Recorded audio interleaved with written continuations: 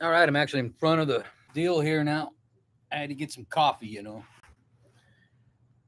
Can't do this without a little coffee in you. Good evening. How are you? It's almost like the Tonight Show, but better. Better than the Tonight Show. Let's see what we got going here. There we go.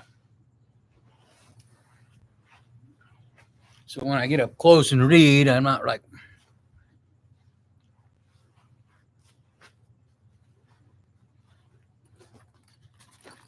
all right, finally sitting down. Good evening, late afternoon. Oh, it's evening. Hey there. Just kicking back. It's a nice, mellow evening here in Southern California. Welcome. Just chit chatting. We're going to talk a little bit about, well, there's a bunch of stuff to talk about, but one, oh, hey, see you later. All right. That gives me a minute to get it ready.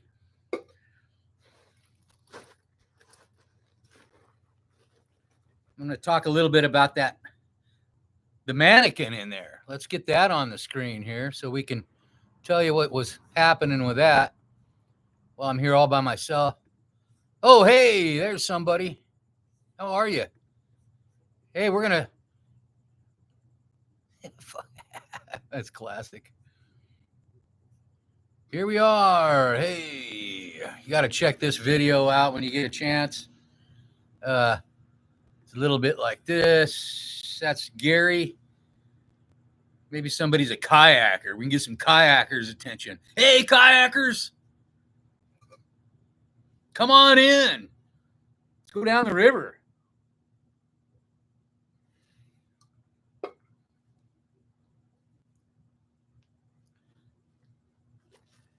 There we go. Anyhow, what we're doing tonight, we're going to talk a little bit about Gary here. If you look in the description, you know, take off for a minute, look in the description or in the title description, look at the link of my other channel of these videos I made about Gary. That's Gary. I worked for a rafting company for many, many years and actually ran that rafting company. But in the link, because it's not on this channel, there's some videos of this thing here. And it's only, hi, one of you. Welcome. Thanks for coming over. But anyway, we have a rope or string attached to that thing. Now, I'm in a tourist zone, real busy tourist zone. Check it out. Like, look at all these people walking by. That's looking away from that's looking out at the tourists going by. See that guy carrying his pizza? There's a guy carrying his pizza. And this is like the main hub of Denali National Park. And it's the busiest section. This is like Main Street, New York City, except for this is kind of a quiet time of the evening here. But you know what we're going to do is we're going to talk about this thing that I made. And I was bored. I stuffed a dry suit. And go to the link on my other channel and watch, because I can't put them on here. I can put the links on here. But anyway, see you later, the other person. And then, hey, here's me cooking on the glacier, but that's no fun right now. And I'm going to tell a few stories. I'm going to tell a story tonight about, I was telling the story the other night about how I had to get this helicopter out of I worked on glaciers for a long time. I don't know if you've been here. Hey! Throw a bone. Wait. Pollard Flat. Why do I know that name? Is that in the Sierras? Where is that? Oh, okay. Yeah. Classic. Well, I'm just flashing these. I'm not going to have these photos on the whole time here. Oh, Redding, Mount Shasta. Yep. I knew that name from somewhere. Yeah, this is all these photos here are Alaska and where I worked. I worked on these glaciers in the Alaska range, but I'm from Chico, Northern California. But I left there when I was 18 and went up here to Alaska, and that's kind of where I've been until the last few years. And now I'm back in California just temporarily. I live in South America half the time. And yeah, so running through some Alaska stuff, but I had to talk about this thing. And because, yeah. So tonight I'm going to, I had to add a little humor to the channel tonight. And this thing, if anyone watches those videos, they'll know what I'm talking about. But I thought I'd send people away and go watch it because I can't have, the link is on here. You don't have to join that channel. I don't even use it. Or I wouldn't suggest joining it. But the videos are on there, and I don't have the old videos on my phone, so I have the link on there. It's pretty cool. Funny, pretty dang funny. You know, it takes a lot to make me laugh, and I had to make myself laugh because I was bored one afternoon, and I did it every day. It was a hit. This thing was a hit. It was on YouTube. Other people filmed it every day, all the time, tourists and everything. But bonjour. I didn't see you watching. Watching what? I didn't see you watching. Where are you? Are you in France? Bonjour. No, you told me where you're from. You're not in France though, huh? Throw blown. Sorry, this is where I start bouncing around. I got 2 people and I'm already. I usually have like 5 people I'm talking to at the most.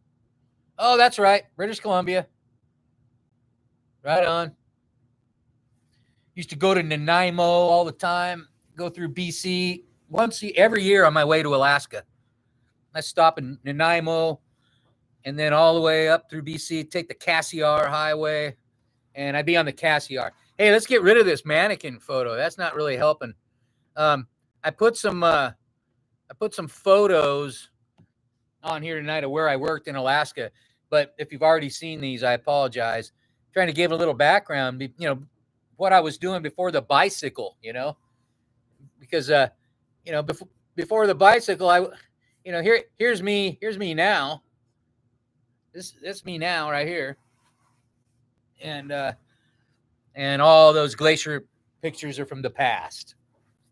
So I'll try not to have those on there all night, but I noticed when I put those on there, people leave. So, but I'm going to show one more anyway, because, so if you just got here, 6 of you, and if you're new, welcome.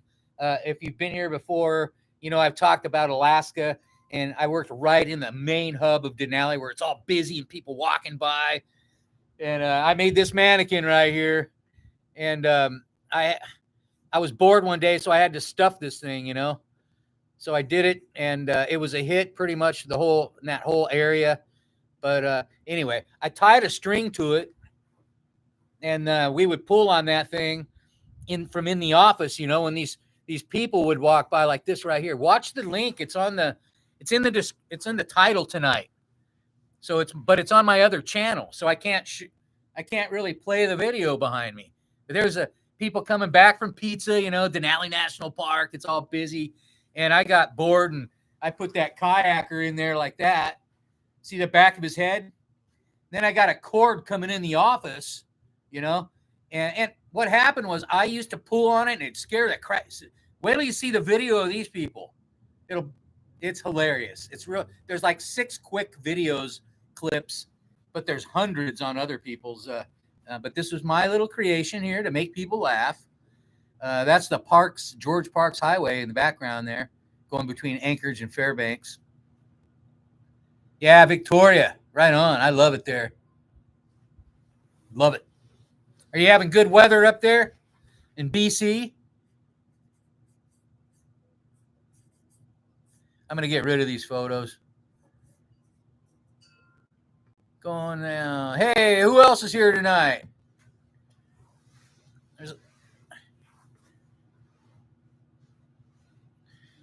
So, yeah, I was just coming to rap about the mannequin, but I don't know. You have to see the video before you really get too charged up about that. But we'll just leave off the background photos for now. It's nice to have the bicycle back again. Hey, bicycle. And we got our little dog wandering around here. It's not mine, but it's definitely my buddy. Been hanging out with me. Come here, Lulu. This is Lulu here. Probably won't come by until later. Okay, Lulu. Anyhow, any questions? Just hanging out tonight. I did make a couple videos, and this last one was just about what I was just showing you, like the glaciers and places I used to work. Because before I was on the bicycle, I was a mountain guide. That was my life. I was always on a bike, though. I'm constantly been on the bike since the beginning here. All right, well then, if no one's going to ask me any questions, then I'll show a couple more photos. Hey, this is from the story I told a few weeks ago. Hey, where's Bardio and all those guys? You guys are here yet? I have some regulars that come usually, but this is well, let me get out of the way here. This is Chris and me on the right-hand skid of the helicopter on a glacier. It fell backward on the ice and hit the tail rotor on the ice. And that is not good. That's actually an incident. But see the tail rotor resting on the ice in the background? That's the guard. The guard caught us. Rotor didn't hit the ice. We got real lucky. Boy, that would have messed us all up. We were fully spooled up, which means the helicopter was, before this picture, the helicopter was fully going, and we came down, and he landed, but he hit, and that could have killed us. He hit the ice with the tail rotor, and we bumped a little bit, and then he landed, but he didn't hit the blade. He hit the guard. And that guard's really strong. You look at them on a helicopter, they don't look like it. That saved our asses. Now, these days, the newest helicopters have that big cover around the tail rotor, but this one did not have that. And we almost died again. That's like I've probably had 6 different incidents in helicopters, but thank God I don't fly around in them anymore, because I was in those things every day, all day long. I'm not a pilot. I was a guide, so I was riding in the helicopter. And Chris, who's on the on the skids with me there, he was one of my guides. And what the drill was here is to get the thing back out of the tail rotor back up. We had to be on those skids, and then he had to fire it back up again and pick it up and move about 20 feet. Well, we're on the skids. That was kind of fun, but it wasn't really that fun. It looks like we're just talking through the window there, but actually it's a very tense situation. And I have a story to tell. Well, I'll just tell it now. There's 5 people here. After that incident, after we hit the tail rotor and landed like that on the ice, and got it back out of there and took off back to the airport, we got back. Now, this pilot's got one other pilot he works with. And they're the only 2. And they share this helicopter.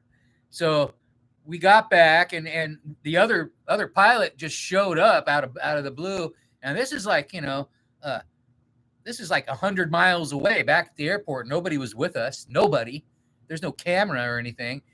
And he walked up and said, "Hey, guys." And he pointed at the tail rotor cut, and there was no mark or anything, nothing. And he said, "You know what happens when you hit one of these, don't you?" And we were like, "Yeah, I think it's bad, isn't it?" We were like, we didn't, we were quiet and didn't say anything because, Mike, the pilot, we didn't make a strike. If you make a strike, the tail rotor has a little plastic thing on it. And that tail rotor, if it hits, if the big blades hit anything, those will come off. So anyway, we got lucky. That's me and Chris there on the skids trying to get it balanced back up while he fired it back up, and we moved. Scary. But like I said, I've had about 5 or 6 of those weird helicopter incidents. Somebody got on here yesterday or commented. They said, and I think they unsubscribed, which is, I get it. They said, "Wow, you must have the worst luck of anybody." And I said, "Well, I've done a lot of stuff." And I go, "If you look at my videos, I've had a lot of good things happen too." So, when you look at my videos, like all these bad things happen to you, it's like, well, I've had a long life, and there's been a heck of a lot of good things happen in between. And, so that's just the way life goes if you're out living, unless you're sitting in the office all the time or in the house, nothing really happens. I mean, it does, but it's not the stuff you probably want to happen. So get out there. And if you can't, read a good book, be an armchair mountaineer like I am sometimes in the winter. So that's what I do a lot. Wintertime, it's cold. Like I'm either gone to South America, or if I have to be somewhere where it's cold, like Alaska, I'm into a book, and because, I work construction, I end up on some crappy job site out in the middle of some remote place all the time, and they're not always like these fun places. Hey, it's all fun, man. It's not like that. It's, hey, look at that helmet on my head. Look at there. Let's get rid of the helicopter so we can. I think we lose people that way. Bardio Mio, how are you, buddy? Thanks for coming by again. This is a. There we go. Here we go. Back in the real world. All right, and the real world's pretty cool too. You gotta make it cool. Otherwise, I could have a TV going in the background with David Muir, CNN, or something like that, but I don't watch that stuff. Hey, everybody. I'm not talking about bicycle stuff, am I? I got that comment too. You never talk about bicycle stuff. So, can't make everybody happy, but I'm sure, I don't know if I'm trying. I'm just doing what I do. I'd like to make everybody happy, but I'm essentially just doing what I do. And every time I do, somebody will say a little something, but I'm getting used to it now. I'm a new YouTuber, so I got to get used to that stuff, I guess. My daughter's a YouTuber, and she said, Dad, before I did this, she goes, now get ready for a lot of negative. And I go, okay. And a lot of positive too. I get a lot of positive stuff. Most of it is. Right on. Well, welcome. If you have any questions, you're new here. Pretty mellow tonight. I'm tired. I've been doing a lot of stuff, running around. Went and had a little dental work done down south of Romaland, almost on the border of Mexico. And it was actually ended up being Mexico prices for me instead of going over to Tijuana, which I really didn't want to do because there's a lot of crud going on right now. This little artery, if you live down here, make a comment. If you live in San Diego or you live where I am right now, you got to know, the white vans are prevalent. They're everywhere. And they told them to, California said, stop doing that. But they just keep doing it. So, right on, Bardio. I like that 29er you were showing, that Schwinn. I was surprised. That was pretty cool. I mean, I know Schwinn's a great company, and I love the old Schwinns. Matter of fact, check this out.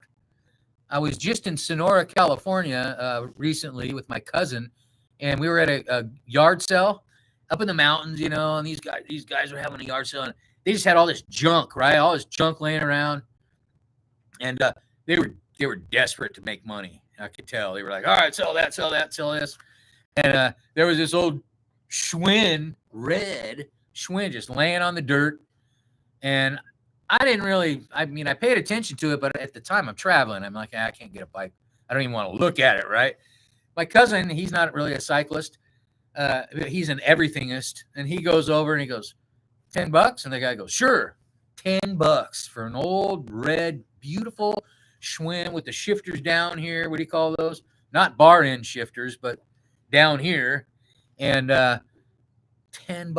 And so somebody offered him $800 for it, and he said, no, I'm going to keep it. And he fixed it up. That's because he doesn't need the money. It was a great score. And it's funny because I'll see stuff like that all the time, but since I don't have anywhere to put it, I don't look too hard. Otherwise, I'm going to want it. What am I going to do with it? Yeah, it was a great deal. Yeah. And I did that once.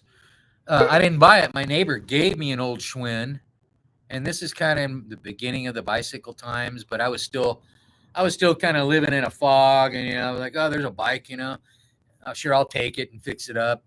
And then somebody offered me $300 for it, and it was given to me.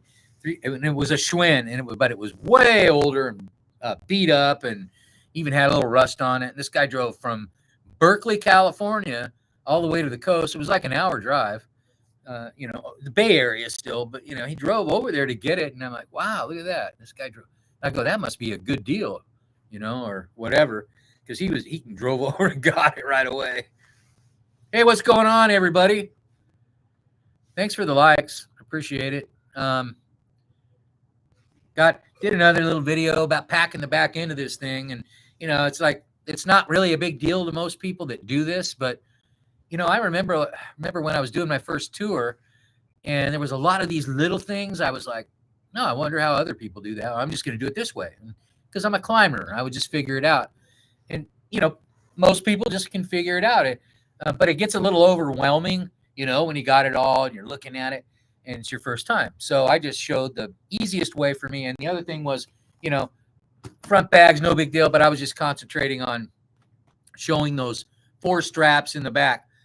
2 for this first bag here, and then I leave these 2 for tennis shoes and another bag. Oh, my solar panel. I got 2 more, right? So always 4 I do, 2 on the deck and then 2 more for going all the way around. That's all. Nice. Yeah, 12 speed. Wow, that's cool. Yeah, good old Schwinn. Oh, we've got a whiny dog over here. A little background noise for you. All right, well, give me 1 second here. Thank you.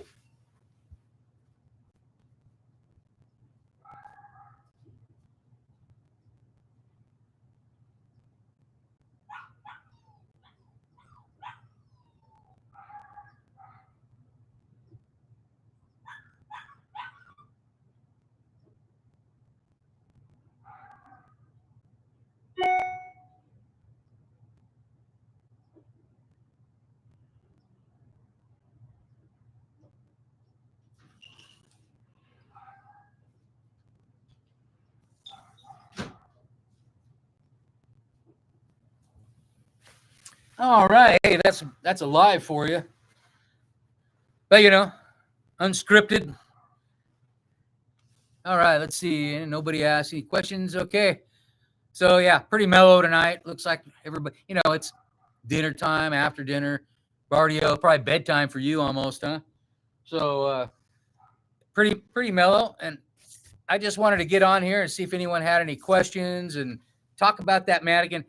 Now, Bardio, I don't know if you saw it already, but the link is in there with that mannequin we were talking about. And, it probably seems really not so important for this channel, but it really is, because this channel is all about funny and good vibration too. And that's how I used to make good vibrations down in Denali's Canyon, the Nenana, up in Alaska. And so I used to yard on this thing. Look at the link; it's in the title. But here's the people I would scare with that thing, and they're going by after dinner. They've had a few beers and their pizza. See that guy carrying his pizza? He's got his pizza, and they're all kind of in their own world. And either me or somebody else will pull on that thing from inside the office. And now, we also thought, are we going to give somebody a heart attack doing this? That was one of the concerns. The property owner said, I like it. Because we asked him, we go, should we be doing this? We don't want to hurt anybody, scare anybody. We did have one guy try to kick it and fell over and then wanted to sue us. But, we just kept carrying on because it was the video's in there. Check it out. In the description, go to my old channel. I don't use it. You don't have to sub there. Bardio. Oh, it's not. It's the Medellin one, Bardio. And there's 4 of these videos on there, maybe 6 or so. And they're for, if you want to laugh, they're great for a laugh. Now, think of this. I worked in that office for all summer, and hundreds of people a day walk by. Hundreds of people. And after dinner, they're pretty lit usually, coming after from the bar, and they're walking by, coming down from the bar back to their resort hotel and stuff. And we pull that thing, and it's a hit. It was a hit. Many people filmed it, put it on YouTube, and did it's. But see, back then I wasn't a YouTuber. YouTube wasn't as big of a deal, even though, I put it on YouTube back then. But I was just throwing them on that Medellin, Colombia channel that I have. So look in the title. The link is there for this video. 4 or 5, I don't know, 6 of them, and it's pretty funny. These are all tourists going by nonstop all day long, and it just made me laugh all the time. Now we had let's see what. Well, we had the kid that tried to kick it. He's in one of the videos, and he came back. We had it all on film, right? So we could see he didn't get hurt. Anyway, but we didn't want to make kids cry. That was the thing. If we see little kids coming by, we wouldn't pull on it. We were real sensitive. And if we see somebody going by with like a cane, like I'm going to be soon, probably, they're going by, and you do that, and that's, might make them fall or something. I mean, it's bad enough doing it to these guys. They could have a heart attack. I could have a heart attack. So anyway, that's kind of what we were doing there for fun in between the raft trips. This is a rafting outfit, very, very big rafting outfit in Denali National Park on the Nenana River. And hey, Dave, if you're watching any of the guides, I don't think they are because they never comment. Although one did one day, but they're busy. This is summertime; they're all on the river, or they're married and have kids and too busy to be on YouTube or something, which I think most people do anyway. Anyhow, there's that. Hey, let's go to a better. Now that we're done talking about that, this is me cooking on the glacier. Hey, look at there. That's my old kitchen. This is my kitchen on the glacier. That's the kind of kitchen I had right there. And we're back in the airplane. Oh, here we go. We haven't seen this one yet tonight. So this is let's get over here. I couldn't move the. This is me out on my. So this is the glacier I'd walk around on all day long with people. A helicopter would bring them out, and this is a day that I think it was just me and my guide Chris out there waiting for another group to come in. So the helicopter goes back. The helicopter will grab another group of people, leave me out on the glacier for it takes like a couple hours to get everybody suited and booted up, and then they'll come out. So that's a crevasse I'm looking into, just filming inside of it. And the water's kind of spilling in there. And it's not dangerous to walk around there. You can see the water behind me, and those are called mullions.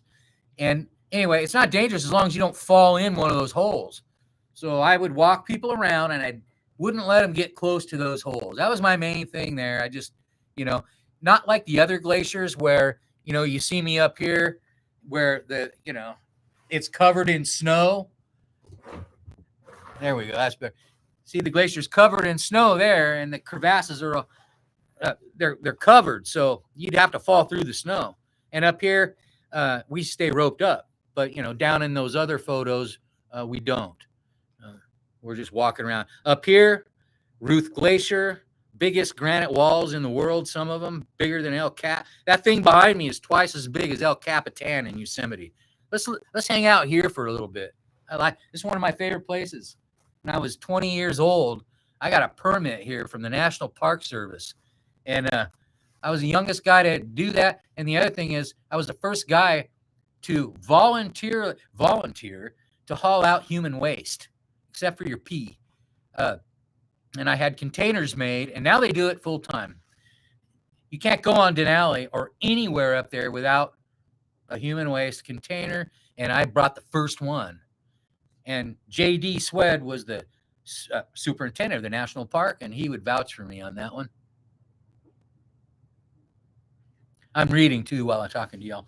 But, yeah, so back here, Ruth Glacier, Ruth Amphitheater is really what it's called. Denali's, see that way back there? That's Denali's East Ridge. That's Mount McKinley's East Ridge.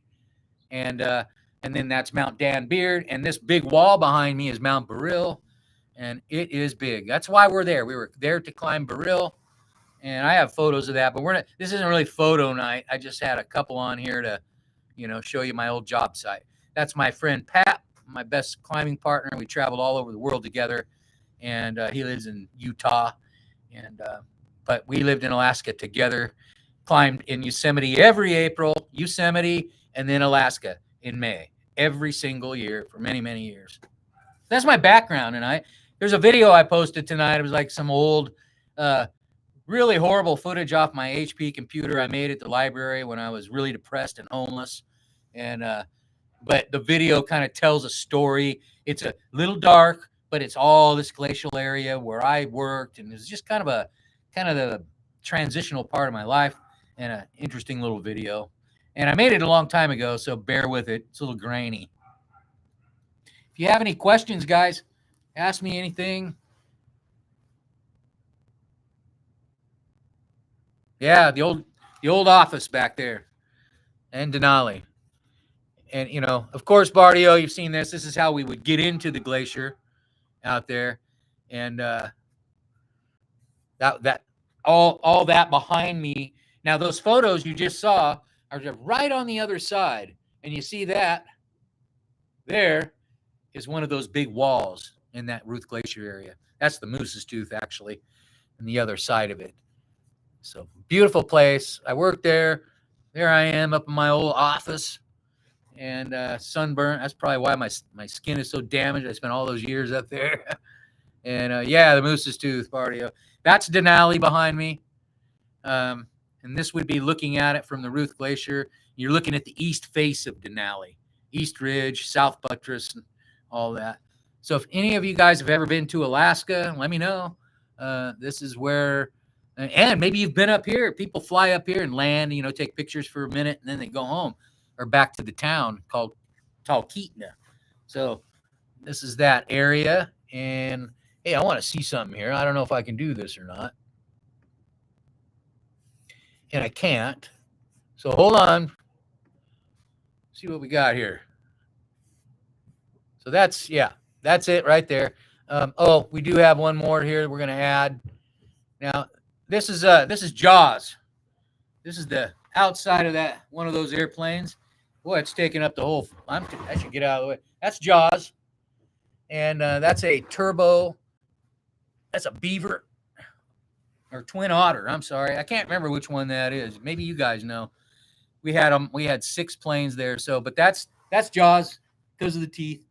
And we landed up on the glacier there, hop out, let everybody hop out, throw the gear out, and get out on the glacier, you know. So that's kind of how that worked. And there I am, the old office. Now it's kind of weird doing these photos this way, but you know, I'm just winging it with y'all, so you can see a little bit of my background. This isn't like obviously I'm not editing and doing a bunch of fancy stuff. I don't even do that with my videos. My videos are what they are, and I'm glad you watch them if you do. I really appreciate it.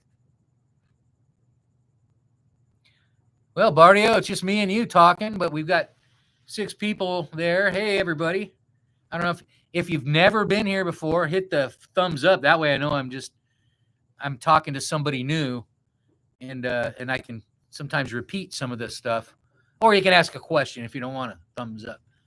That's kind of how I tell if anyone's if there's a new person, just give me a thumbs up and subscribe if you're enjoying this stuff. Look at the videos, though, because this is just pretty much me rapping away as usual. Letting all the neighbors listen. That's what people do. I'm old enough guy where I'm nosy and I listen to people too. So people watching, oh yeah, that's me.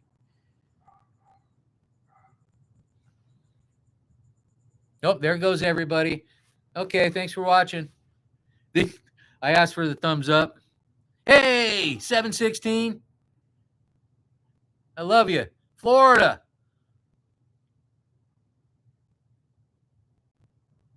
Okay, yeah, Columbia. Definitely. I don't know if you heard any of them recently, but yeah, but I have I told everybody the other night, not the last live, but the one before that, I'm going to start having to go into some Columbia stuff, and especially since I'm getting closer to going. And one of the things I said is when I go back, I'm going to go to some of these places that I've made the videos about, talked about, and just to give you a perspective, if you're still with me, on what I'm doing there. And when I'm there, also, it's nice because I can actually, I'm going to turn this screen off. I can tell the stories. They're kind of live. They live inside of me and they come alive when I'm there. But here, yeah, they do too. And some of them I really have to tell. But, I spent a year there. I don't know if you know that part. I spent a full year there by myself when the COVID came or whatever. And I just decided that things didn't feel right to me here, and I didn't want to really get cornered in anywhere. So I just took off to the mountains, and I went to a place called Santa Elena outside of Medellin, and spent a long time there. And that's way up in the Andes, like outside of Medellin, 9,000 feet, coffee country. So I hate to keep doing this to everybody, but I have to. Whoa. Just parts of it. At different times, I took a bus, Lima, all around outside of Lima. But yeah, I have, and I'm going back. I'll be right back. If you leave, I understand. I hate to do this.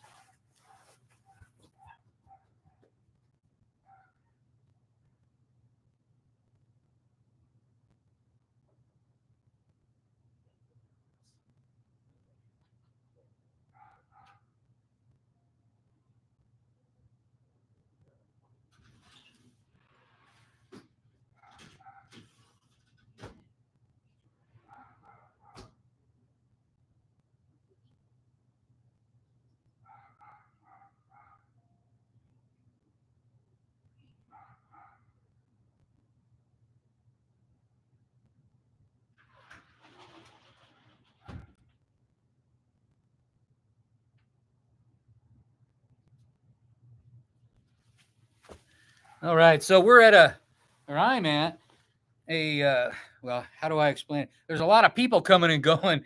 There's a surf camp going on that my folks put on, and there's instructors coming and going, and this is the last 2 days of this first week, and so I'm having to let them in this gate, and I don't have to do that now. There's plenty of people here now to help me out do that.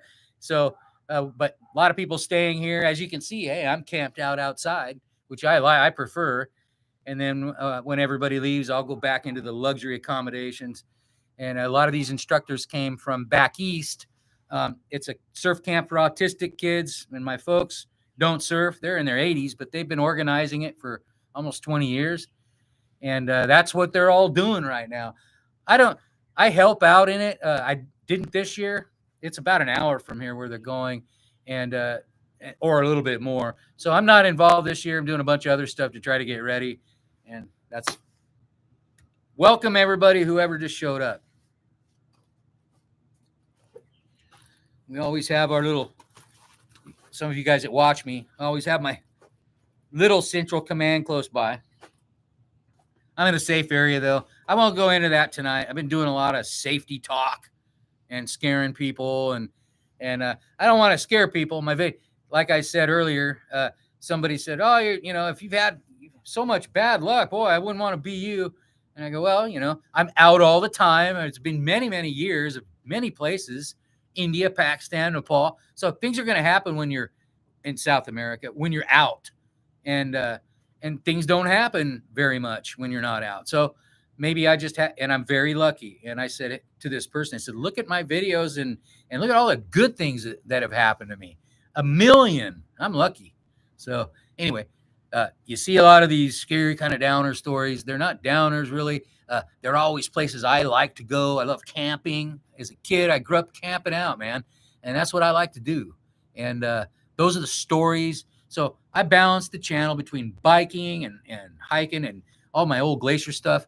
But it's always going to be something outside. We won't be doing any stuff on internet, gaming or anything like that, obviously.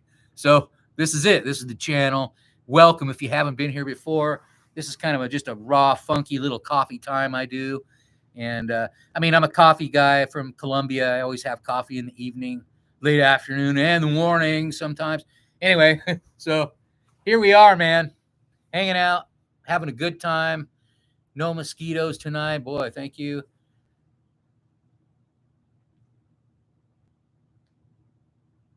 Thank you, Bardio. I've had a lot of good ones. And that's the thing. That's the other thing about Colombia. Florida, if you're still here. Um, Colombia, someone will say, wow, don't ever go back there. This is after my first trip, because I was almost dead. I was dead in Colombia in a hospital bed. But we won't get into that right now. That is definitely one. I don't want to go into that vibration. So we're, going through a lot in a year's time, a little more than a year. You're going to have ups and downs. I don't care where you are.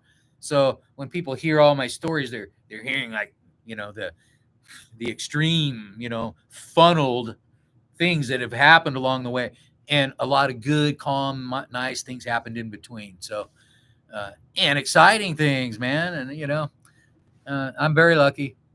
And I'm not a rich guy, obviously, but I'm glad I'm not. I'm glad that I've gone through everything I've gone through. If I would have gone through what I went through in Colombia and then gone back and made it part of my life, I wouldn't be who I am sitting here right today.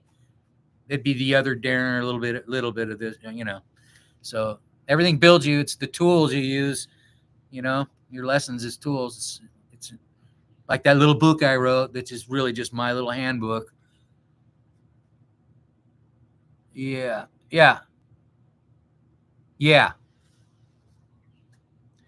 Scope mean. So got scope. You can see. You can go to like Medellin. Just put YouTube Medellin, man. It just comes up. All guys getting scoped on dates and stuff. And now I've been on dates and sketchy dates in Colombia, but not. This didn't happen on a date. This happened in a bar below the hotel. See, I don't have to lie, because that happened separately from the sketchy dates that could have happened.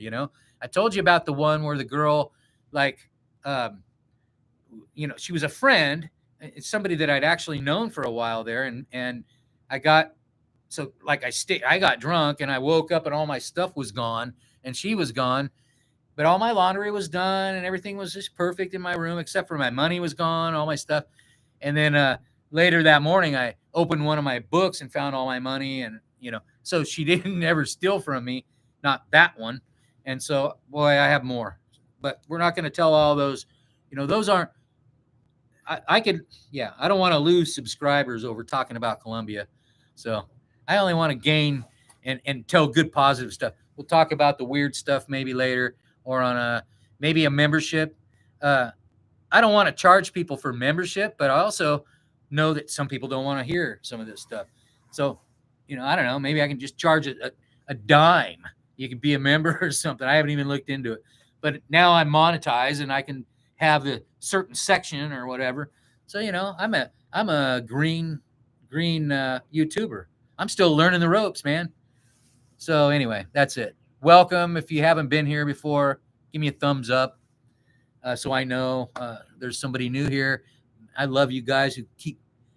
Oh man, you guys are great. And I think everybody I've talked to tonight's been here before, which makes me feel really good. Bardio, man, you always make me feel good. And Florida and all you guys, man. Niagara, are you still here?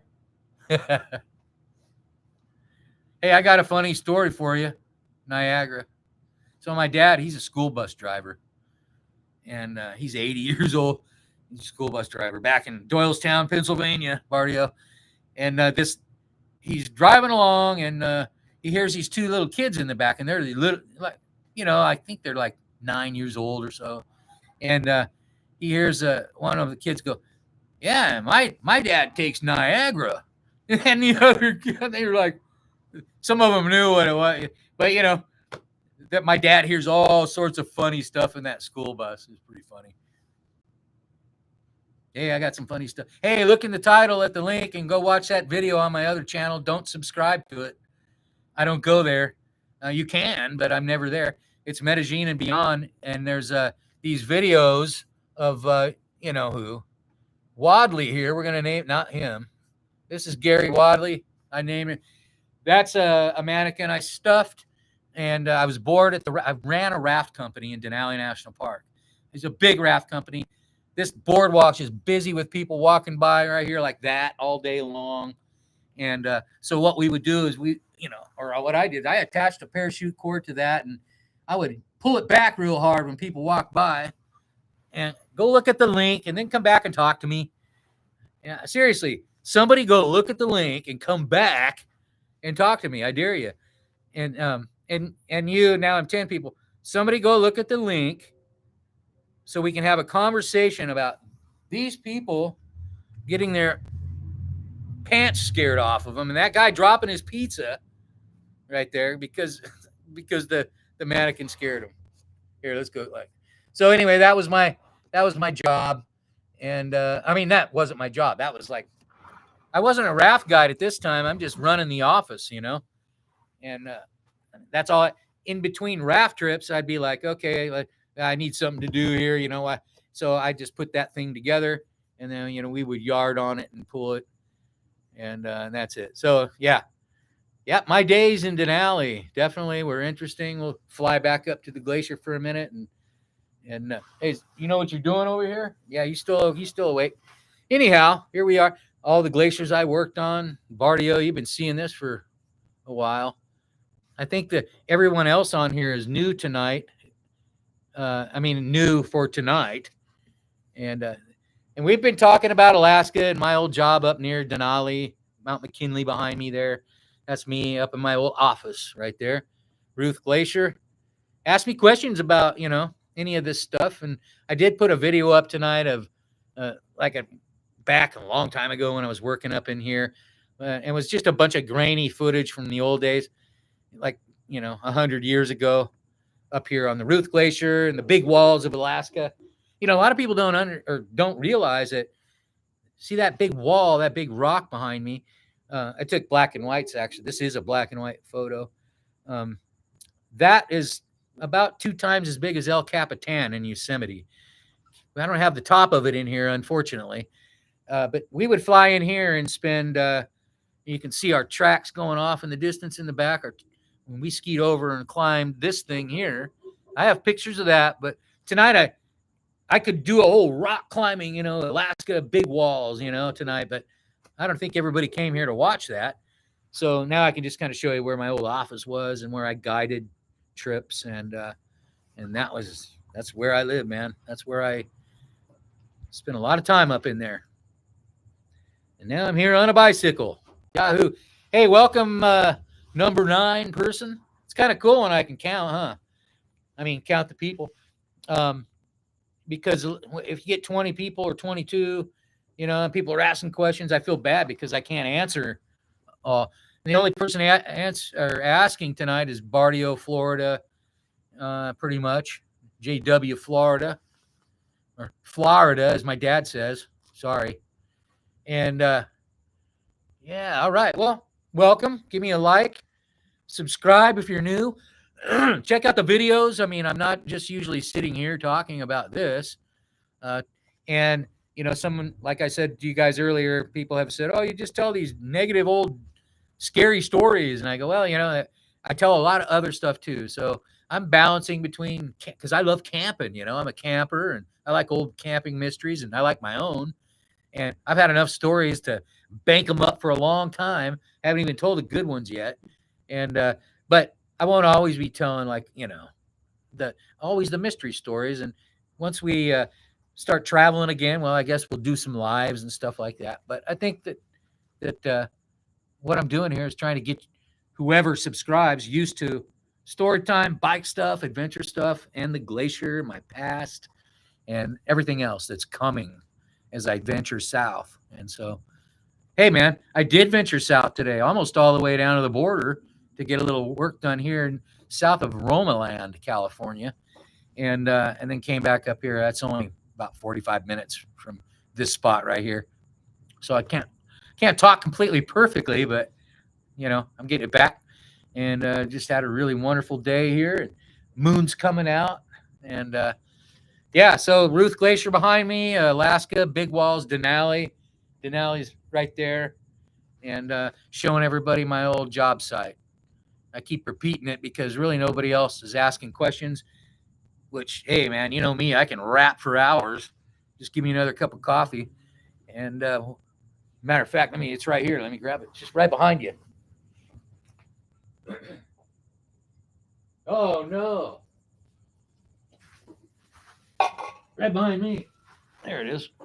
Ah, look at there. That just like Base Camp Chris. You ever watch him? Anybody know Base Camp Chris? You know, he tells a lot of stories. They're not really his stories, but he's a camper guy. He cracks a beer every time he does a video, and it's like a specialty beer from his area. It's like a usually got a camper on it or like a kayaker or somebody casting a rod. It's like those remember the old hams? I'm assuming everybody here is older because I think my viewers are a little bit older and would remember those old hams cans, you know, with the bear, you know, and all that kind of stuff.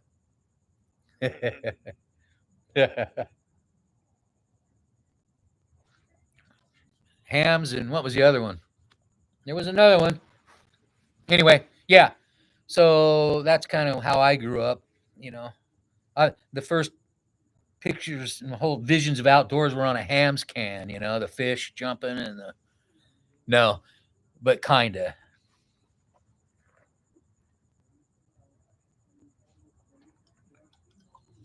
All right. What do we got going tonight? What's everybody doing? While I'm rapping away.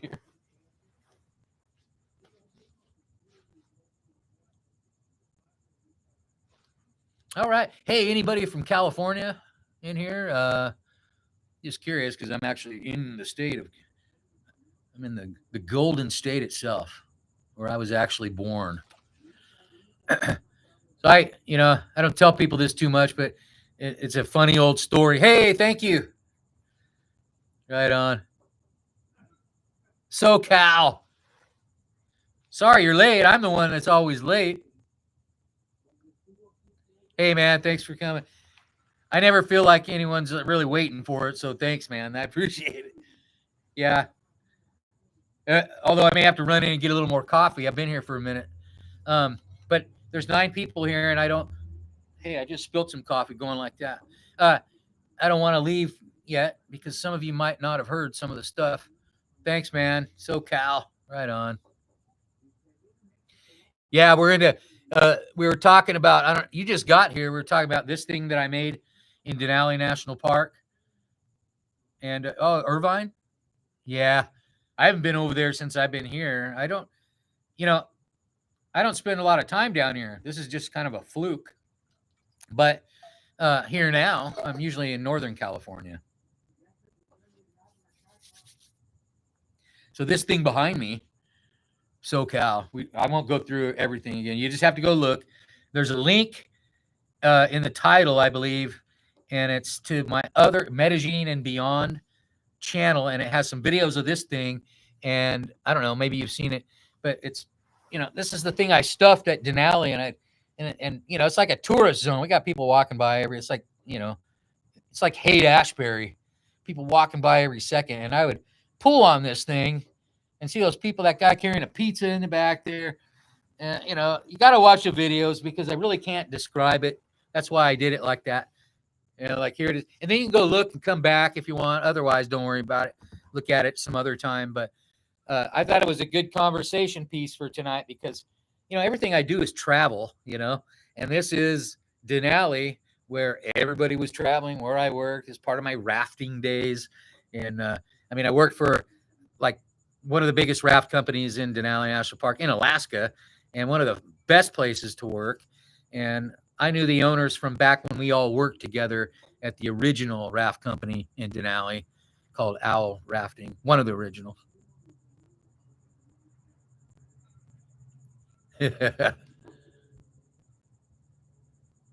Yeah. What's fun is right now it's hot in a lot of places. So I've been telling, things about the glacier, things like that. My old job up here, I'm taking a picture inside of a crevasse. And, that's my old job, hanging out up on the glacier until the helicopter would come back. This is me and Chris. We were telling that story a minute ago about the tail rotor hitting the glacier, and we actually had to.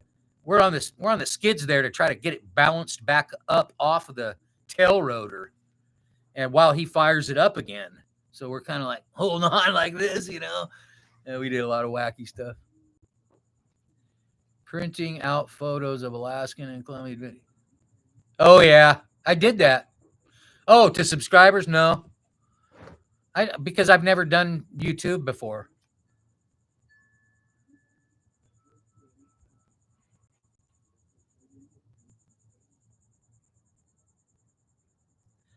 Yeah, I was. As a matter of fact. So, okay, funny you say that.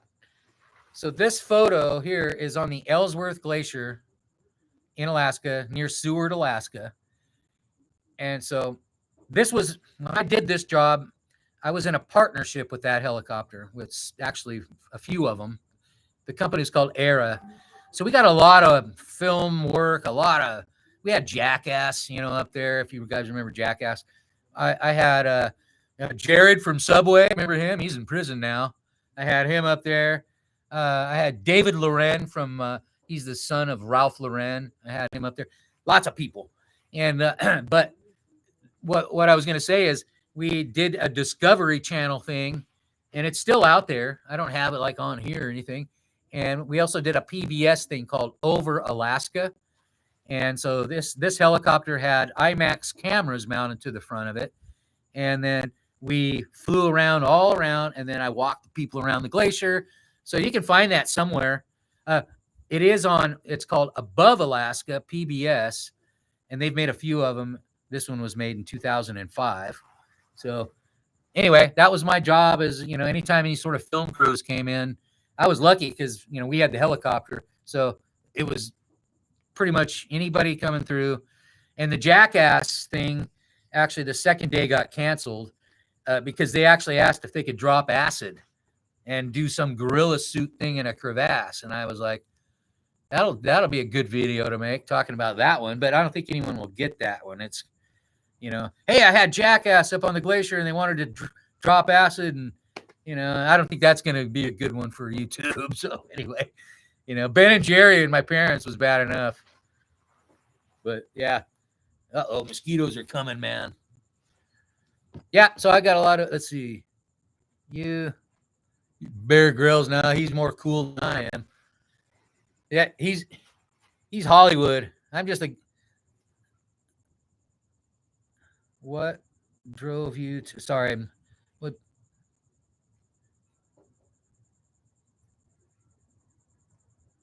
I'm reading, sorry. Jackass, yeah, you like, that was funny, yeah, back in those days.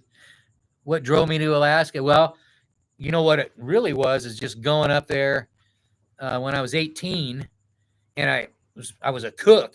I was actually the kitchen supervisor at the Denali Resort, and I was only 18 because I came from my dad's restaurant, and that's why they hired me. And they said, "Here, you're going to be the morning supervisor. You can't hurt that, eggs and bacon."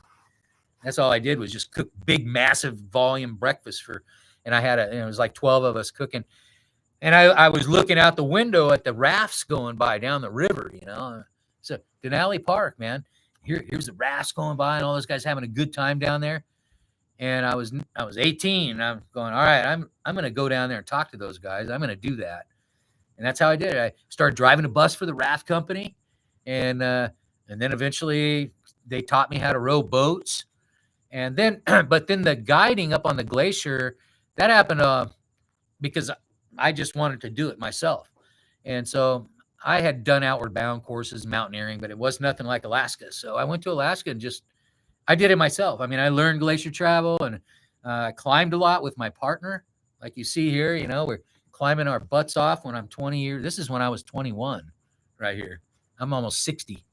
So yeah, I mean, I was just climbing. And then I said, you know what? I'm going to take people here and I'm going to get the permit and I'm going to get insurance and I'm going to get certified. And I did all of it over, probably a 2-year period. And I started taking my own groups here in 1988. I'm sorry. But my first big trips were 1990 here, where I had some large groups. I had a contract with a company called Karakoram Experience over in England. Now this is not the Karakoram, obviously, but they would contract me for their Alaska stuff. And it was fun. I'd get the groups. It'd be like, over the course of the summer, I would have like maybe 20 of their people. But see, up here where I'm talking about working, this ends in late June. The glacier the snow is getting thinner. crevasses start opening up, and nobody's even on the mountain anymore. So pretty much everybody's gone. And then we're all down below, and we're all rafting, and it's summertime, and it's like hot and sunny, like this guy here sitting in the sun, and you know, and people, all the tourists are showing up here, and renting out mountain bikes. That's what you see here in front. We rented out mountain bikes. So the company I worked for was called Denali Outdoor Center, and we were the outdoor, kind of the premier outdoor outfitter, bicycles, rafting, and kayaking. And we rented the bikes. We didn't rent rafts. We sold raft trips. Bardio, you've seen those videos. Some of you other guys probably have too, guys and gals. Anyway, that's kind of the gist of the past right there. Now I'm on a bike. Let's go back to that bike, huh? Sure like that old bike. The Road Hopper.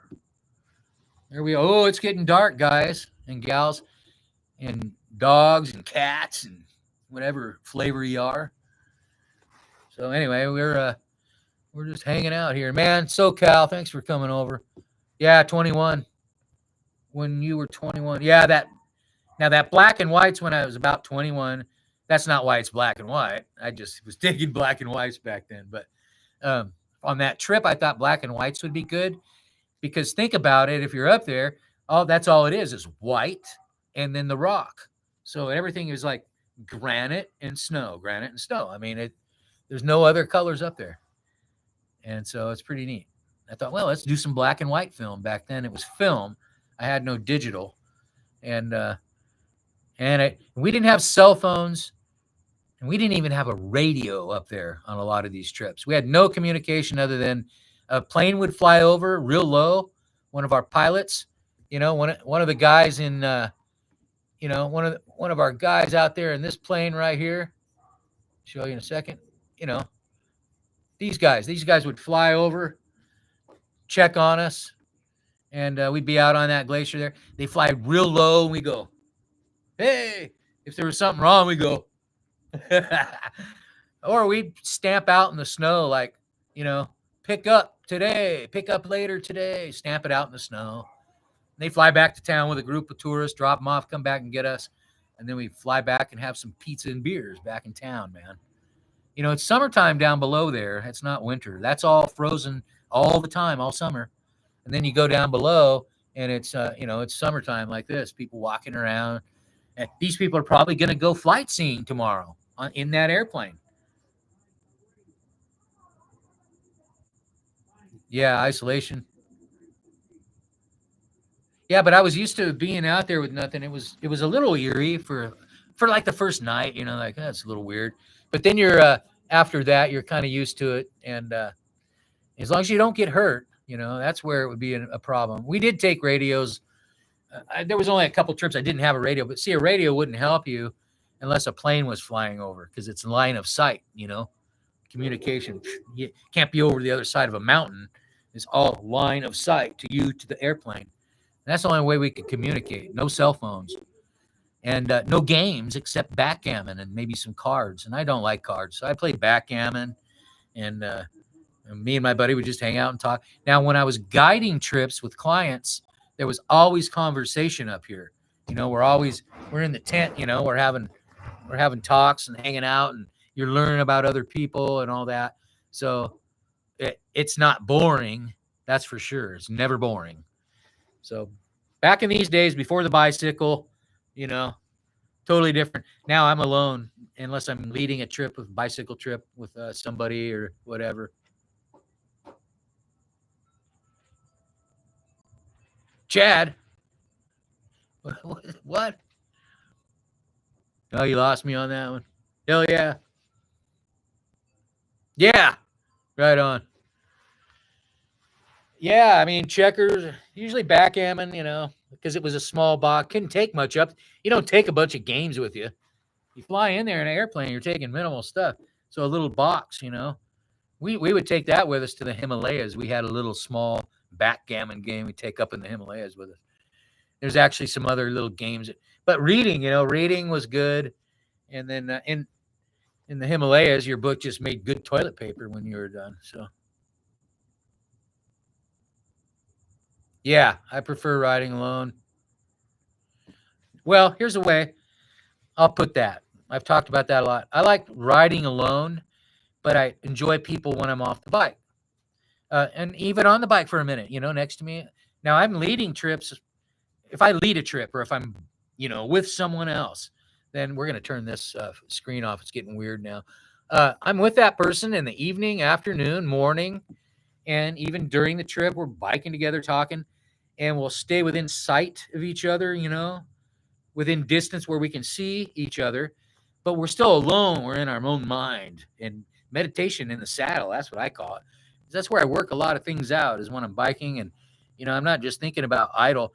Now, the first part of my cycling, maybe the first 20 minutes is idle thought or just, trash thought. Just things that that don't matter much. And then I'll start going into some meditations and not on purpose. I start working out things. Okay, time to start really using this to my benefit while I'm turning the wheel, because everything you're doing there is energy and action, and so to use that action and get the momentum and also think and work out the thoughts, I believe is how things really get worked out in a positive way. If you're sitting around thinking negative thoughts all the time, and like, oh, this sucks and that sucks and this guy sucks and they're hurting me and then it's gonna suck. Life is gonna fucking suck. But if you're out doing something on your own and turning the wheel, or it doesn't have to be biking, it can be anything. You're in your moment, in yours, not anyone else's. You got to be in your moment. Nobody else matters at that point. And that's when things get worked out, I believe. But that's just me. No preaching here. I'm just how I do it.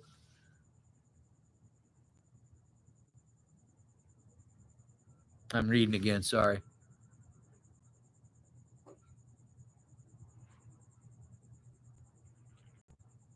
Yeah. Yeah.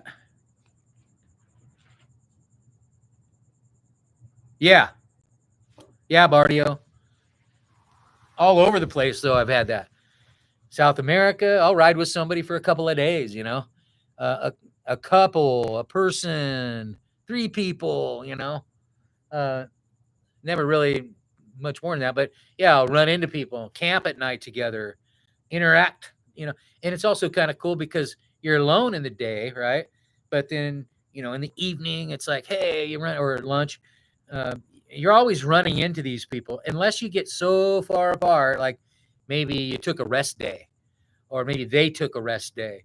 Then you've got the distance between you. But then a lot of times the other person takes a rest day and you run into each other again. So there's this, depending on your route, the Pacific coast is classic for that. You start the Pacific coast, normally in the north, but it doesn't have to be. And you're going down and you see the same people the whole trip. Not everybody, but a lot of them. And then some of them veer off on other routes, to the east. On the Cascade Sierra, I never see anybody hardly. I'm a loner. I'll run into people around. Once I get, like, say I'm coming south, I always see people in the touristy areas, like in Washington, Oregon, Crater Lake, and then like down in the Sierras, like around Shasta. And then you get in down to like Tahoe, Eastern Sierra. There's going to be a few others. But those really in between places, I don't see anybody. And when I do, I don't know if you watched the video where the guy had to check his neck. He thought he might have something wrong with his, like, it was itching. He was sunburnt, and I saw that guy out in the middle of nowhere, and but he needed some help, and looking at his neck, So I was like, wow, the one guy I saw just asked for a quick little favor, and then he left. Never saw anybody else on that whole trip.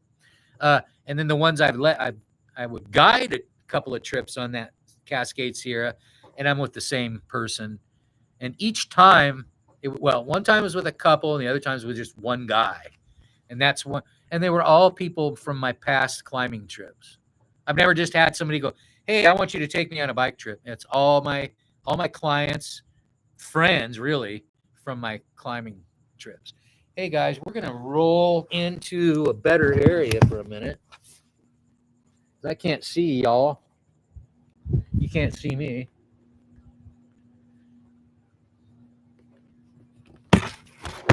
All right, that's a little better. Now I can see. We got the surfboard behind us now.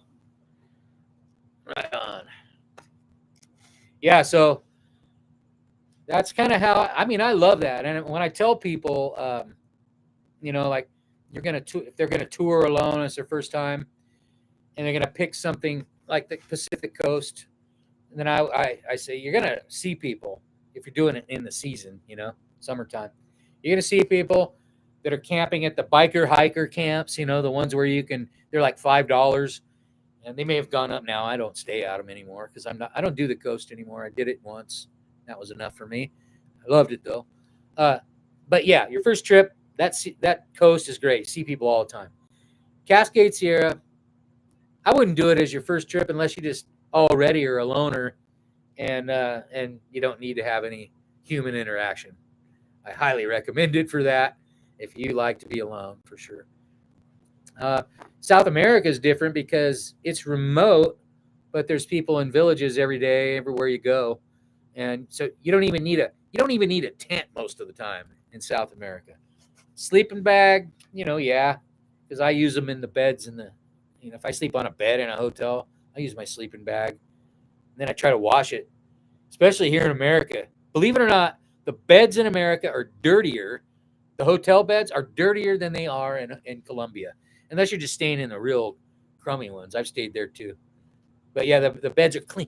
People are real clean in Colombia, and the linens are real clean, and the women are immaculate, and the men too. Everything's clean. It isn't dirty.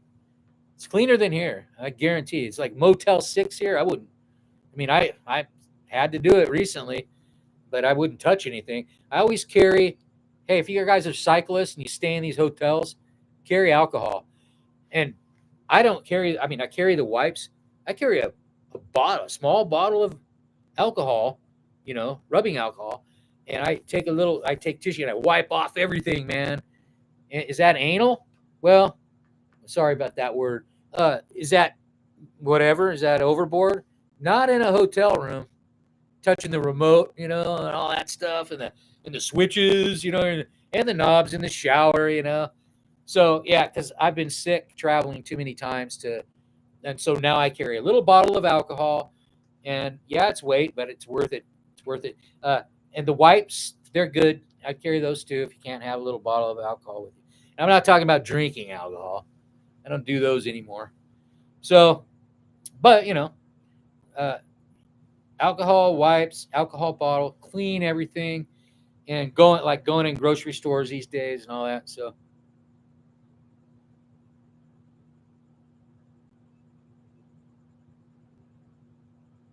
Southwest, down near what area in the Southwest? Durango, man. Go down to Durango, New Mexico.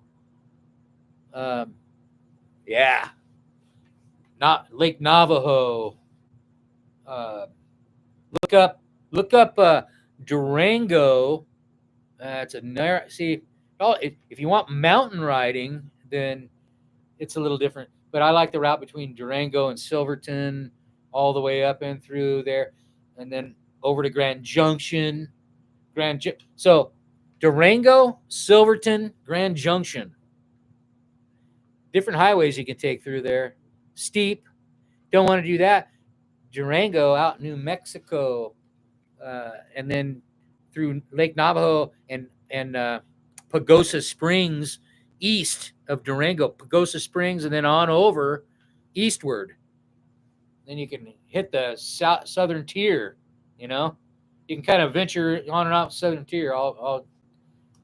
I would recommend that if you had all the time in the world, anyway. But the next thing, people ask me what would I recommend right now, and everything's hot out there, so everything's springtime. All that stuff is really great. It's really getting hot in Utah. I almost sent somebody out to Zion, that area, to where my friend lives, Cedar City, but it's just too hot right now. Staying north is a good idea right now. If anybody's doing anything right now, they probably know what they're doing, and they're already on it. Northern tier, I know a guy right now. Hey, check out this guy. Jared. I got to look him up. Jared Fiddler. Jared Fiddler. Jared Fiddler, like Fiddler on the Roof. I guess I could have used a different example, like the Fiddler. And he right now he's in Montana, Yellowstone, and all that. And tell him I sent you. He's a great guy. Now listen, he has better videos than I do on the footage of what he's doing right now. He doesn't have really any subscribers hardly. I think he's got 100 and something subscribers. He's such a great guy, and he's such a good narrator. And he's got all this. He's in Yellowstone right now. Jared Fiddler. Thanks, Bardio. I want that guy to do well because it's worth it. He's not just putting out just kind of quick. He doesn't tell stories like I do or anything. He's totally different. He's just a real. He's more like David Benford. He's out on the road, shows you what he's doing, where he is, and stuff. I love it. And that video I put out today has a little clip of me at Baker Creek where David Benford. I say, "Hey, I'm here." I said Baker Creek. The beginning. It's my video, the last one I posted.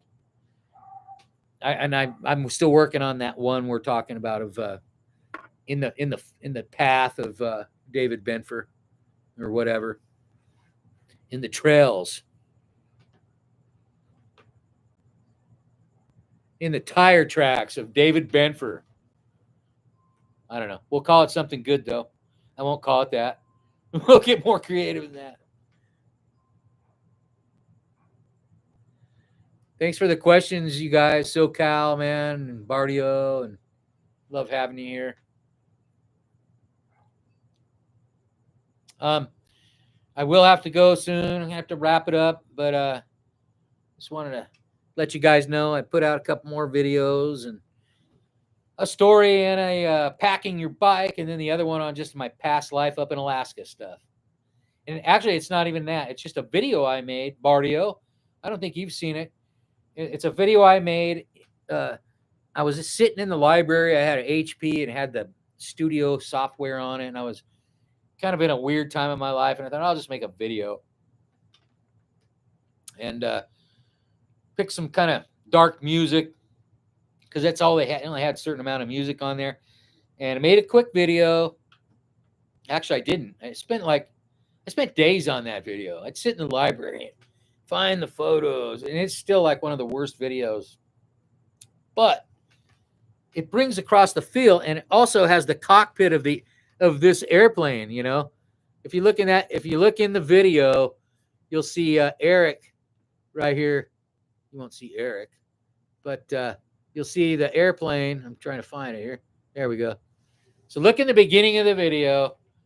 You see Eric's hand here, but you'll see his face in the video, and it's in the beginning of the music. You know what's funny, Bardio, and any of you that have been here with me a long time, check this out. This is weird. That video says Tectonic.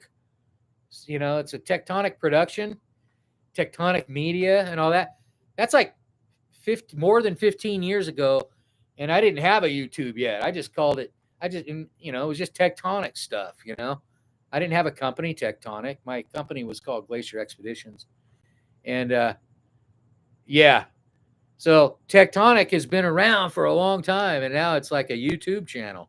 So anyway, we've branded ourselves many, many years ago, but now we're flowering into the YouTube-ness of life. Thanks for everybody for watching. And SoCal, thanks for coming. I'm going to have to go. Anyone else who's watching, Bardio, thank you. Florida, if you're still there, I really appreciate you guys a lot. It's fun out here. We're going to have to go land this thing. And here's what it's going to look like when we land. We're going to be in Jaws. That's Jaws there. And that's what we would fly in every day almost, Jaws. And I don't know where the pilots are these days. Haven't talked to them in a long time. They're probably flying like down in, somewhere in Colombia or something for all I know.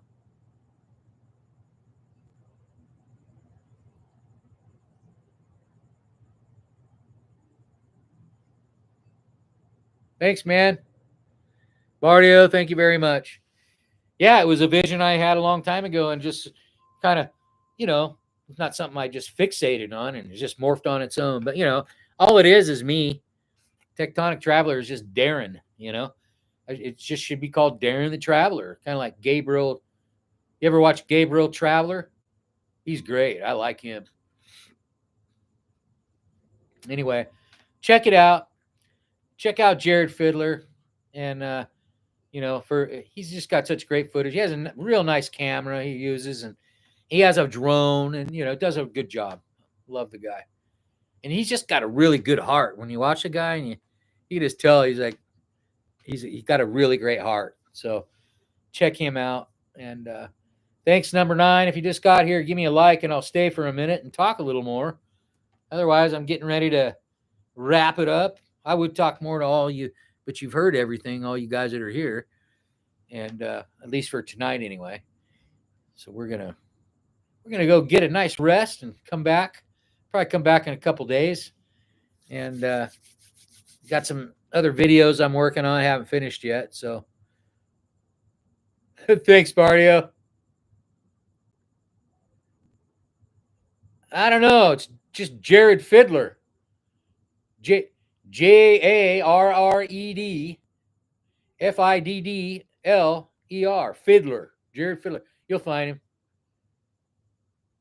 Hey, somebody just liked. That's an 11. Thank you. Thanks for coming. We've been talking about my past life on the glacier, which I just made a video I've made a couple of them, but the last one's just a footage, pretty much, some music from a long time ago. An old video I made. Bear with it. It's not really great footage, kind of grainy, but it's got the heart in it. Definitely the heart is there. Hey, Roby, you just got here. Did you just get here, random dude? Orbis, you guys just got here. Well, then I won't wrap it up quite yet. We were just talking about Alaska. And if you guys just got here, we were talking about this. All right. Glad you guys came by, man.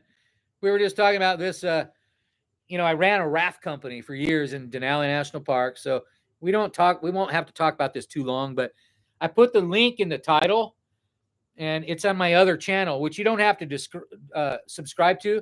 It's my Medellin, Colombia channel, but there's a link, and it's about this thing.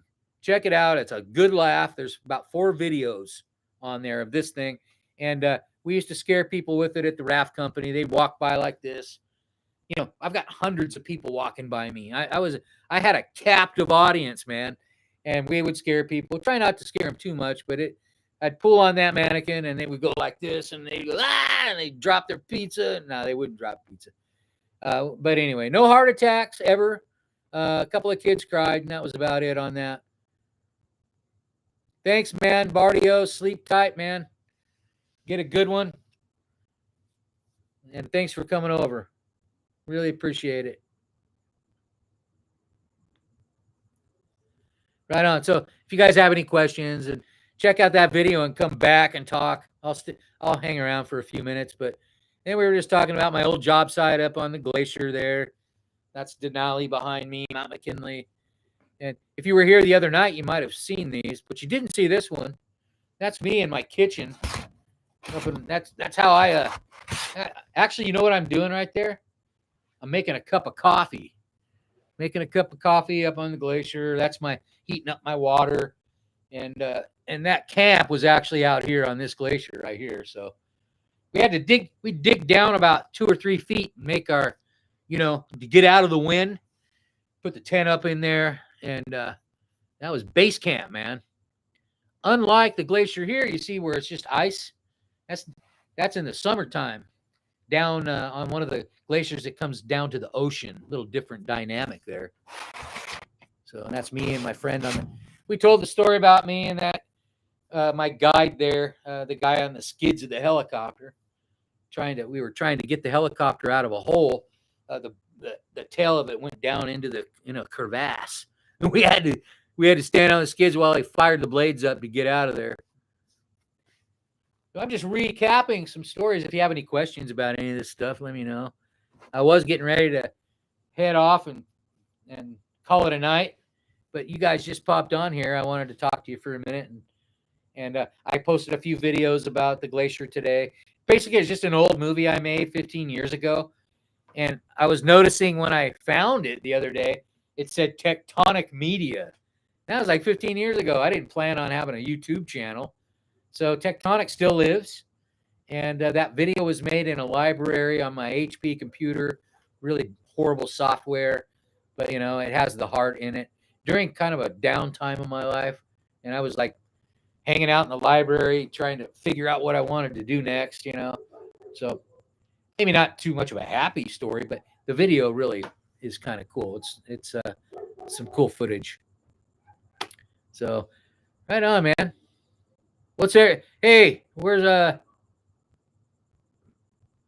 Jana Roby? Where are you? I want to ask where everybody is. Random dude, where are you? And Orbis, are you in Argentina? I keep forgetting where you are. I always think you're in Argentina.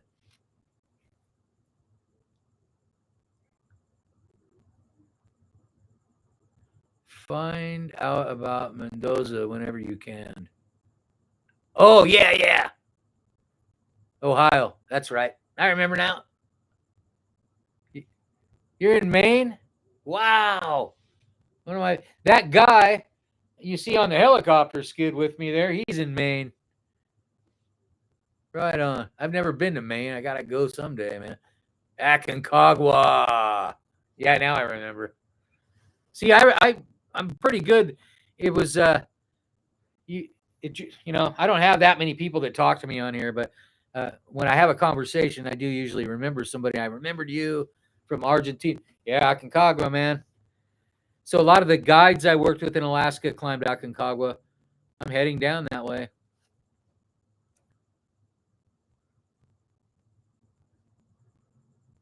Wow. So I'm glad you guys joined me from all these places.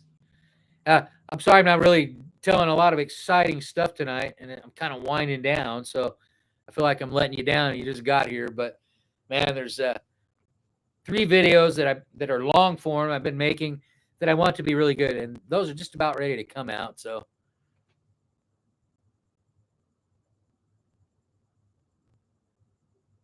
no, I don't, because I'm usually like it.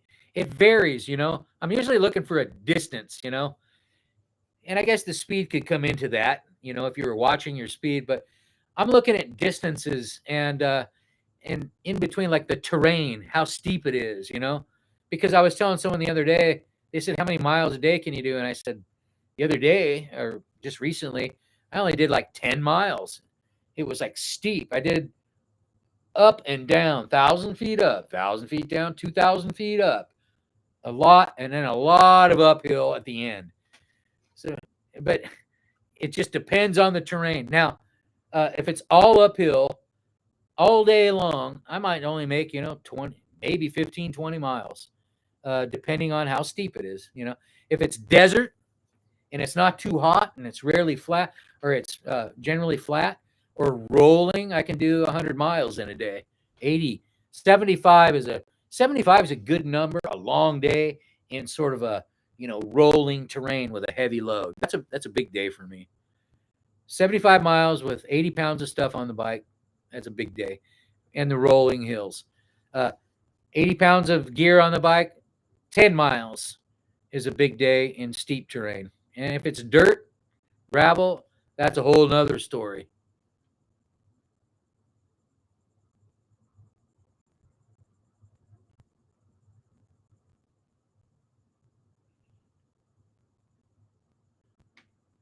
Where where am I having all the gear?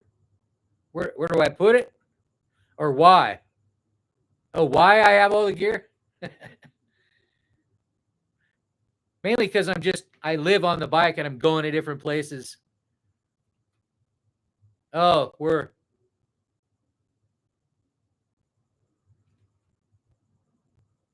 yeah, the terrain affects it. If it's real steep. Uh, Perfect. It's perfect if it's kind of rolling hills. So you get some uphill, and then you get that roll, then you get some momentum going, and so it's not all just uphill or all downhill. If it's cold, you don't want all downhill, because then you're cold all day. So I carry a lot of gear, that's for sure. But I never know. Like a lot of times, I'll make a base camp. I tell that in videos. I'll make a spot, and I'll stash all the gear, and I'll go light up into the mountains in different places, different trails. I'll go real light, 1 or 2 bags on the front, and leave everything down in a village, or I'm talking South America really right now. In the Cascade Sierra, I kind of go heavy. It's a lot of it's water.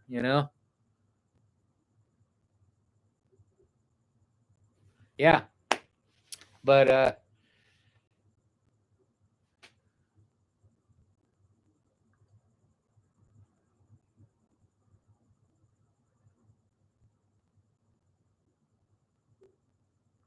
let's see, state park that's about 25 miles away.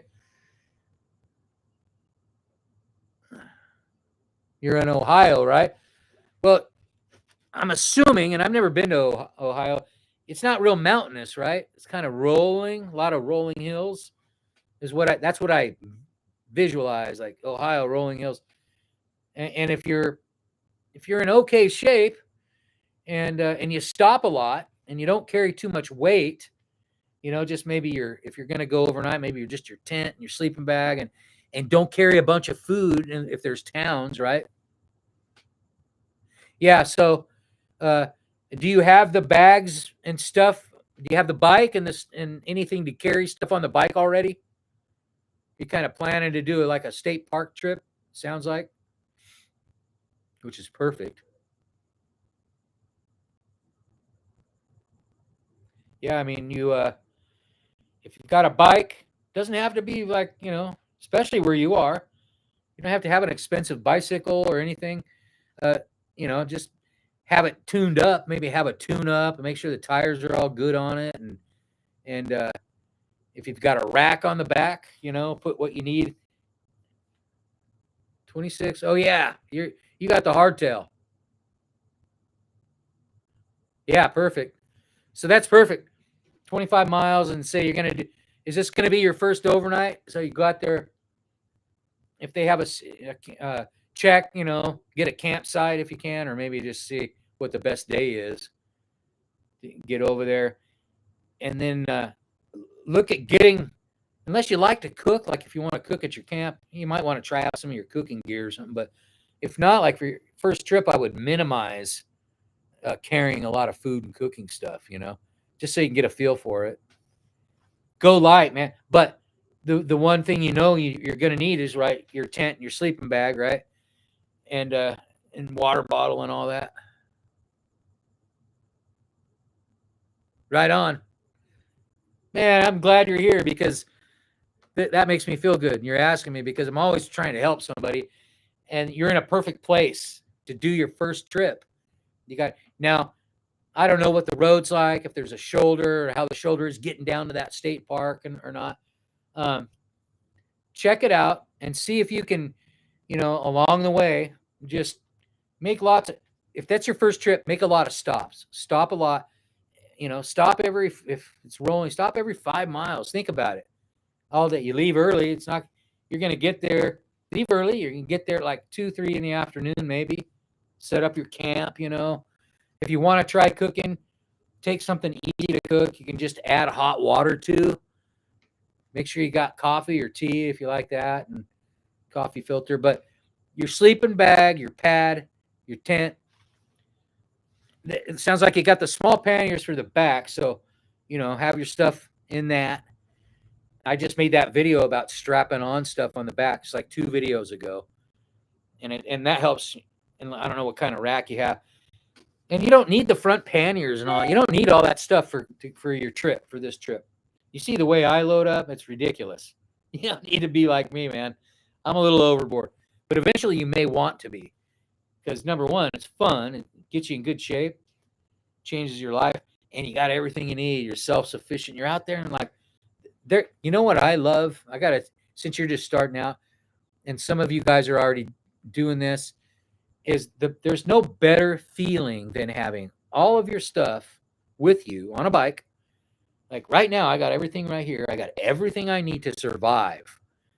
Now, I'm not talking about like prepper type survival, but like if say I didn't like where I am, and maybe I just want to go. I don't like it here anymore for a while, right? I can pack or say I gotta go, man. I got everything there, ready to go all the time. And sometimes for me, that's not a great feeling. I feel like I've never unpacked, but that's something I deal with as a human. I've been doing it for my almost my whole life. So I know I'll unpack someday and hopefully not too late. But I'm always ready to go. I know, okay, I got everything I need and I know where it is. At first, you're going to go, if you're starting out, like, I lost that, I can't find that. But eventually, you'll get a system down. There's no better feeling than that for me to go, I got to go.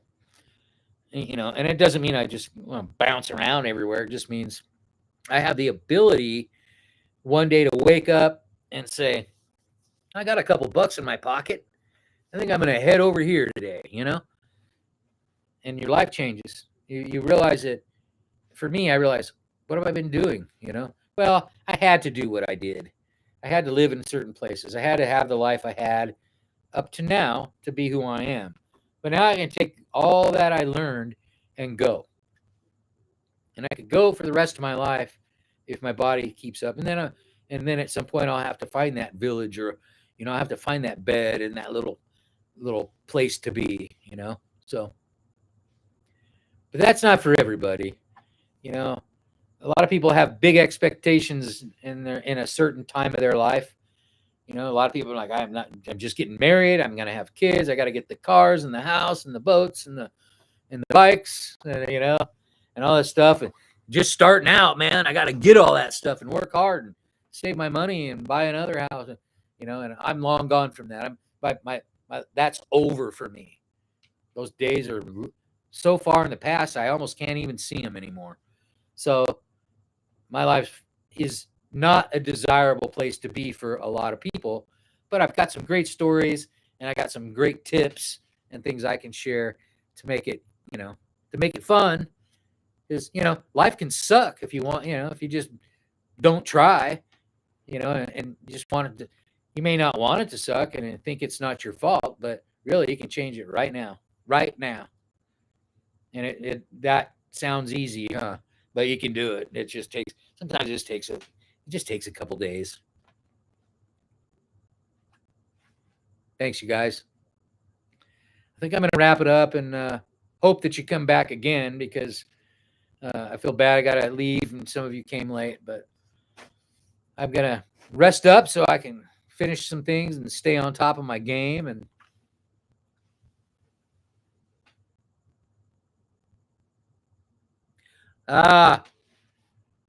crackling. Battery's getting low. That could be. Thanks for telling me, though.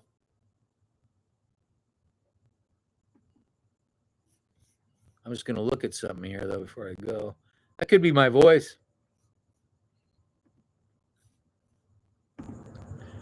I don't know. Let's see here. See if that made any difference. I think the battery's going down. Okay, yeah. Okay. Yeah, it's just something with my volume. I think it's the battery saver, and I don't know what's going on. What? Yeah, I'm gonna have to go though. I'm fading. You guys are great for coming. I appreciate it. Watch those videos if you haven't already. And yeah, something's going down on the computer. I'll talk to you guys soon. I'll do another post, and when I'm coming back on, I'll make sure I'm all charged up on the computer. Sorry about that sound. Thanks, Random Dude, Orbis. Thanks, all of you. Mr. Jane. You back in Maine, Ohio, Argentina. and wherever else you guys are, man. Thanks for coming. And if you're just watching and enjoying it, subscribe and hang out and watch videos. And there's more coming. Thanks, you guys. Sleep good, man. It's going to be a great day tomorrow. I'm not sure how, but it will be.